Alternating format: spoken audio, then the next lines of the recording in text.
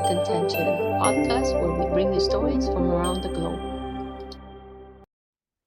Well, hello and welcome back to Rise and Thrive Mornings with Intention. And today I have a beautiful guest with me all the way from New Zealand, Brigitte Van Zaal. So welcome. I'm so happy to have you here. Oh, Ewa, I'm so happy to be here too. Thank you for inviting me. You're very welcome. And let tell us a little bit about yourself and where you're from, like where in New Zealand, and then we'll go from there. Well, my name is Brigitte Van Zaal, as you mentioned already, and born Dutch. Live here in New Zealand. Been living all over the world, so I feel more like literally a global citizen. And yeah, I'm a coach, I'm an entrepreneur, and I'm a real life manifester. And I work with women that appear to have it all, yet they feel very disconnected from themselves or unfulfilled or maybe even exhausted. And I help them guide them their way back home to who they truly are. Oh, that's beautiful. I love that. And I love New Zealand. I've been there a few years ago and beautiful, beautiful country. So hope to go back one day. You never know, we might run into each other. You are always welcome. Thank you. So you built, like you said, a very successful business in the horticulture industry. What was the moment you realized something was still missing, and how did that realization change your life? Because you did say you manifest a lot of things. Yeah, correct. When we were living in Canada, my husband still had that dream to start his own business in horticulture industry, and we always wanted to come back to New Zealand. Interesting enough, we was talking to a client, and he then realized what they needed here. So, and I was kind of now not pushing, but in like talking to him, and I said, if you really want to start something, for yourself, you have to do it now. Otherwise, it will not happen. And literally, when he made the decision to yes, I'm going to do it, that's when all the things fall into place, and that's when we started planning.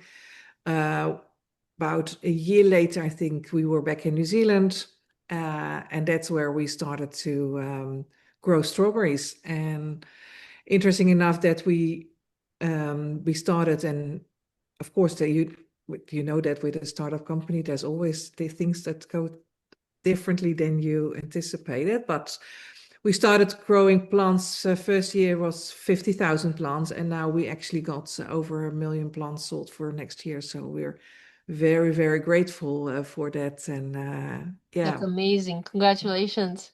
thank you. Yeah, You're welcome. yeah. So it's really nice too, because as a coach too, to have that working outside, working with plants, working in nature, but also working for me with women and completely something different, but in our own both ways, we are changing. Literally, I feel that we're changing the world. So yeah, that feeling is that's so deep. Yeah. Yeah, and I love strawberries too. My goodness, when you said strawberry earlier, I'm like, oh, I used to a long, long time ago, back in Europe, I used to actually work in strawberry fields picking too. So yeah, they're so good. What did you? Ah, Actually, we have interesting. some in the backyard too, little plants, and my daughter loves picking they're so sweet, so nice. Nothing better. Yeah. Yeah. Strawberries will never. I have never heard that people don't like strawberries. So yeah, and Only when they're sour, but then you just put some yeah, yeah, of course, yeah, honey or sugar and it's all good. yeah, exactly. Yeah. So In many, Holland, they put cream.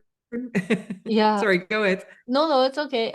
So many women silently wonder, like, is this it? Even when life looks good on paper, or, like you said, mentioned before, why do you think that happens? What's the first step to moving beyond it? Well, the why is happening. I think that women often still want to take care of everyone else around them and put their own needs actually on the back burner.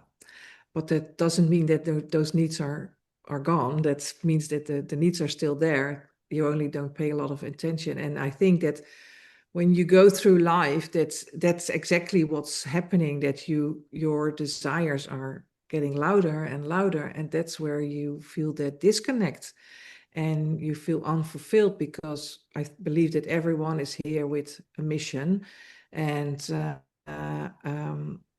or at least a passion that you really get excited about doing, and that is yeah, often not listened to for thousands of reasons. And I think as soon as we start to really listen, allow ourselves to listen to that voice and allow ourselves to learn how to love uh, how to love ourselves, that's actually, yeah, that's when literally things are changing. That's where the magic is happening. And your whole life is literally about to change when you're gonna start doing that. Yeah. Mm-hmm. When you let yourself really follow your heart, think, yeah, and like you said earlier too, when your husband did make that decision, things just started falling into place. But if you're not sure where you're going, you're gonna go this way, that way, and then you wonder why not getting the results you want, or it's taking Correct. too Yeah. long, right? Yeah. And you kind of end up in circles, and you're kind of coming back to the same thing again and over and over, and then you realize, I still don't, I've done that, but I still don't feel happy, Yeah, or I'm I've still done here. that. What's happening? Exactly, yeah. Yeah, And or like, for example, the kids go out of how, they are grown-ups now, and they leave the house, and then they feel like, who am I now? Because they're the role as a, provider for the kids, as a mom, that's often gone then. And then suddenly they feel literally lost, because they don't know who they are anymore. They don't know what they like anymore. So yeah, and that's very where I true. come. Yeah, yeah. So, can you explain what embodiment means in your work and how it plays a role in manifestation and self-love more? Yes, I can. So embodiment is literally really taking on that new identity, to taking on the new beliefs that you and really live them. You're not, because often we know it intellectually, we know what we should be doing, but we don't do it. So that's not embodiment. But Yeah, really feel, yeah, but really, like, folks, I can give you an example. For example, you want to um, have more now be no, how do I say, okay, choose a healthier lifestyle, for example. You can think, okay, yeah, I know that I need to, this is what I want to be more active. I want to eat healthier foods. I want to make conscious decisions. But if you still then not go out, not go for a walk, or you don't go, you don't do the things that you need to be doing, then you're still staying where you are. But if you're going to say, okay, for that new identity, I'm walking like half an hour a day, then if you do that consistently, that's the embodiment of your new health version. And hmm, also, it's not only the doing, but it's also, yeah, looking at the beliefs that you've got around it. What are the hidden beliefs, the unconscious ones, that are playing a big role in why we do or why we don't do things. yeah. So It's like, wanting to be fit, but you never step foot in a, gym, for example, because, like, oh no, you don't have time. So how can you expect to get fit? Or if you're not going for walks or going to the gym, or that's one of the easiest examples, right? yeah, So definitely have to take time for ourselves and make that decision that we want to do what we want to do, stick with it. Don't give up on the first turn that it seems like something's not working. You go to the gym first time, you overwork yourself, you come back, oh, I'm so sore, I'm not going anymore. Then you give up before you even give yourself a true chance, right? yeah, yeah. I have to say, I'm not a gym person. I'm not either. But I love being in nature, going for walks, Yeah, things like that. exactly. And I think, and I do believe, because I'm a plus size woman, but I started to love my body, exactly, and I started to listen. Okay, what does my body really need? And so walking was one of the things, literally moving my body. So that's listening to what you need and then taking action. That's, I think, where it's all about. And also becoming aware of that new version of you. What is she doing? What is she thinking? What is she? Who does she hang out with? Or and that literally live from that perspective already. Yeah. Exactly. And that was actually my next question. How did you, evolve over time? Yeah, so that's beautiful. Thank you for sharing. So, you also blend universal laws with identity work and intuitive tools. How do these elements work together to support transformation? Well, I am I feel that I'm a divine channel for so I can tap in easily on other people, also on myself, but also other people. So I I also trust that whatever comes out of my mouth, that's exactly what is needed to be shared at that time. And yeah, universal laws. Also some things about it, one or two. And yeah, that's everything is law, literally. And I cannot imagine a life without the universal laws, the law of attraction, the law of rhythm. We're not always. People expect, oh, I always want to have a life that's always like airy fairy and happy. It's not like that. We Nope. are always going. It's like waves. We go up and down, and the law of rhythm means that what goes down goes up, or what is up goes down. So if you start to understand those laws, that makes your life so much easier. That's and also like the law of assumptions. Like if you really believe that something is going to happen, and your beliefs are in line with that, and your identity is in the embodiment is aligned with it, it's is definitely going to happen. Exactly. It's definitely, yeah. So Yeah. yeah, I like to mix all those tools. Whatever if I feel that's needed, that's what I'm going to be using. Yeah, yeah. Awesome. So, what would you say was one of the most powerful mindset shifts that helped you align with your true self? Um, that I am her already. I am her already, and I only have to start going back to literally. It's like an onion. You peel all the layers that are not necessary anymore, and then you've got the inside, and that's where it's all about. It's being worthy. I am worthy. I matter. I am love. I am love. Hmm. But did it Really, come from like a point where you were maybe struggling with something and then it all of a sudden you felt oh like, yeah. uh, you know, like was there something really helped you push you in a certain direction more than anything? And it was actually my biggest. Well, I think that throughout life I have been always self development is something very big for me. I can remember I think I was probably 18 years or something that I bought my first Louise Hay book, and bought Proctor's books. So I did, yeah, that's how it started. And I did course of Anthony Robbins already at the time, when I just was early in my 20s. So yeah, Wow. I've been doing that. But so I think that there's not one point, but the maybe the biggest one for where I am now, it was actually last. Well, when my sister passed away, she passed away Mhm. very young. She was only 47. I always Mhm. also lost my dad passed away when he was 63. So it was I'm also sorry for your loss. not old, was still young. And I realized when I turned just oh, I was already 50, and I thought, what if I got only a couple of years to live? What if, not that I intend to, to leave, but you never know. But what if I only have 13 years left, like my dad? And Mhm. I've been struggling with my weights for as long as I can remember. I have been always, felt not good enough, and I was not beautiful enough, or felt so uncomfortable in my own body. And that's when I realized, like, this has to stop, because if I've got another 13 years to live, I don't want to spend any time on worrying about my body or that I'm not good enough because I thought that's really a waste of my time. So that's when everything started to change. Oh, Yeah. wow. I love that. Thank you so much for sharing that. It's so deep.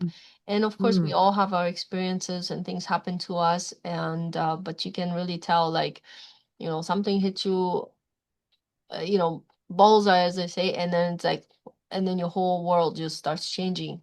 That was kind of when my daughter came into my life. I told myself, because I went through a lot of things too, we all do at some point. And then I was like, you know what? This is it. I don't want to continue being the person I am. Time for change. And that's what also all these books started coming out. I mean, the first time I ever touched on law of attraction, I would say it was 2006 when The Secret came out, I think. And I studied things on and off, but I really took a really deep dive into it about, well, I would say, what, 5 years ago or so. When I actually took it seriously, and it's like, you know what, it's time for me, because I used to attract a lot of things, but I never really took care of my inner self, because Mm. I just thought that's how things are meant to be. You don't question it. You grow up a certain way. You think that's how it's supposed to be, until you're like, oh, I can change things. Well, look at that. It's like, and I started doing mirror work and other things, we've done, I've taken Bob Proctor courses like yourself and Tony Robbins, you name it, so whole world just started opening in front of me in a different way. So yeah, I Yeah. loved it. It's so. Um, yeah, so I'm really grateful for that. So in your experience mentoring women, what are the most common blocks they face when trying to manifest the life they want? They believe that they are not good enough. Yeah. Mm. Yeah, that they are not worthy enough, that it's everyone else can do that except themselves. Yeah.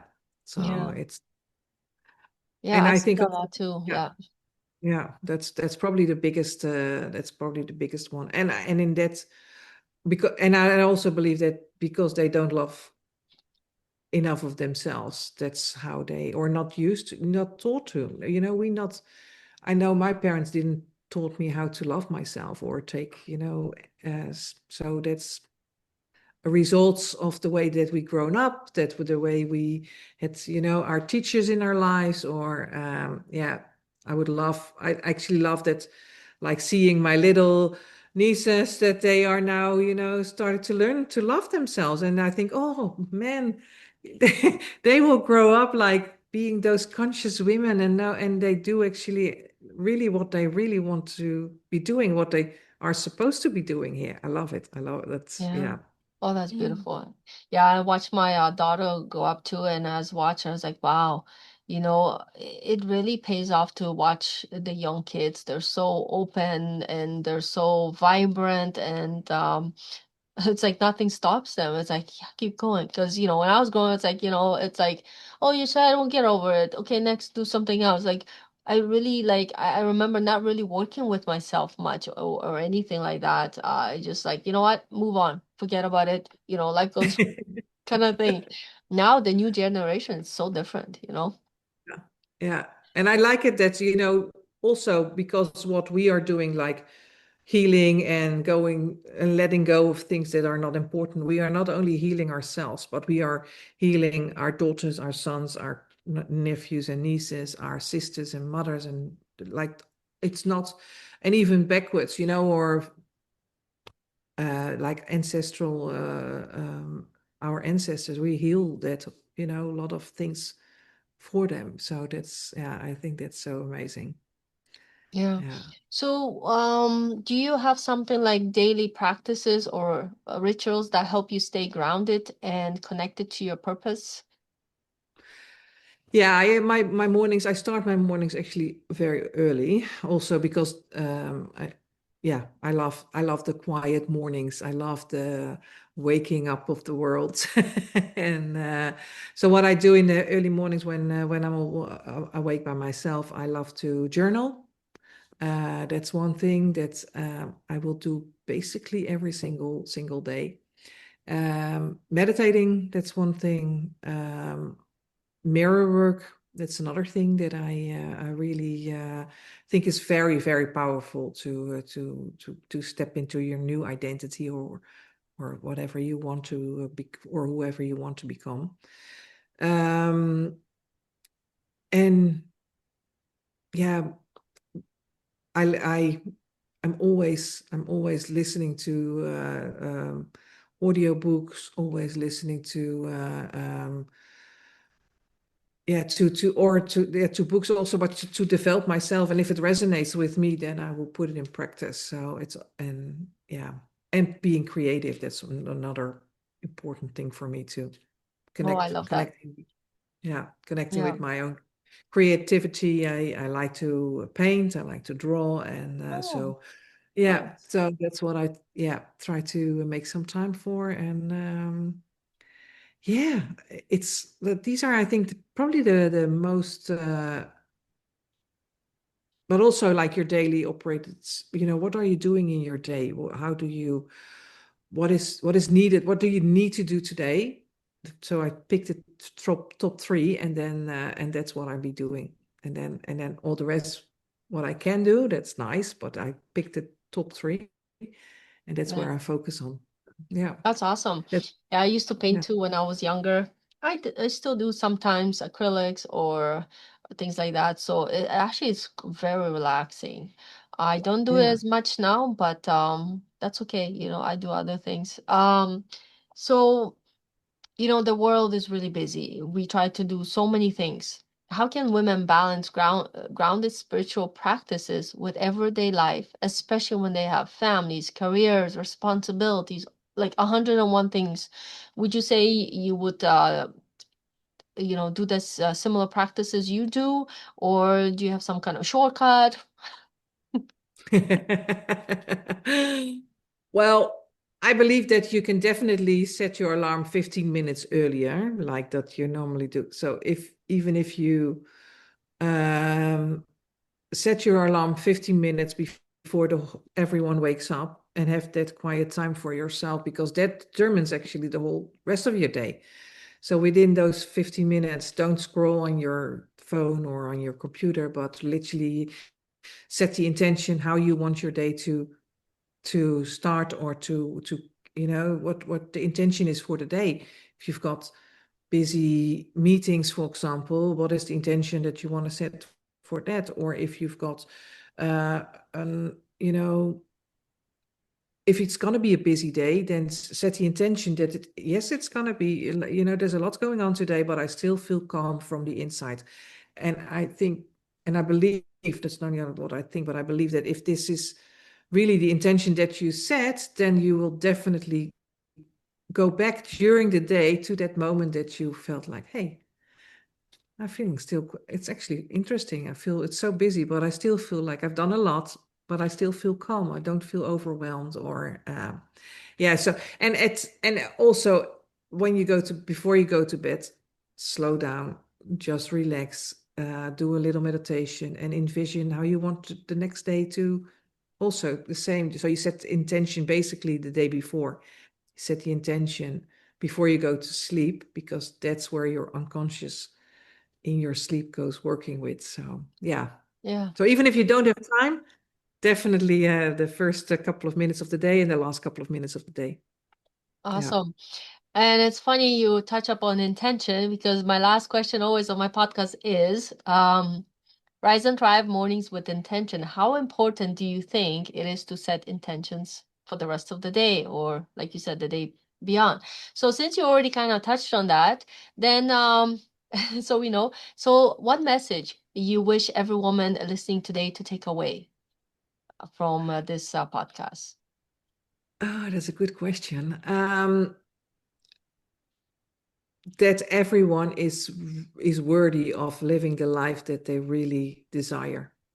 That burning thing, that with what is in here in our heart, that is worthy to come out, and it's there only because you can do that, and not anyone else. So Awesome. I love so that. my intention is that every woman, or that can actually connect with that and go after it. Yeah. That's beautiful. Well, there you have it. Thank you so much for a beautiful podcast today. I hope you guys enjoy this. Of course, in this video, as always, I post how to get in touch with us. And if you want to schedule a call, we'll have all the links in this video. Follow us on social to see what's coming up next. And I know Brigitte has something amazing coming up, so follow her to find out what it is. And thank you again for watching, and have a beautiful day, everyone. Thank you.